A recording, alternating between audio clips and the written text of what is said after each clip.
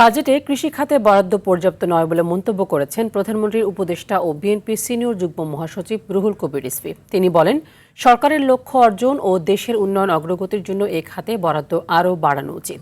দুপুরে রাজধানীর কেআইবি মিলনায়তনে এগ্রিকালচারিস্ট অ্যাসোসিয়েশন অব বাংলাদেশ অ্যাব আয়োজিত বাজেটে কৃষি উন্নয়নের রূপরেখা ও বাস্তবায়নের চ্যালেঞ্জ শীর্ষক আলোচনায় তিনি একথা বলেন। রিজভী আরও বলেন, বাজেটের আকার বাড়লেও সে তুলনায় কৃষি খাতে বরাদ্দ বাড়ানো হয়নি, যা দেশের কৃষির উন্নয়নে প্রতিবন্ধকতা সৃষ্টি করবে। দেশের কৃষিপণ্য সংরক্ষণে প্রযুক্তিগত উন্নয়ন ও গবেষণার তাগিদ দেন রুহুল কবির রিজভী।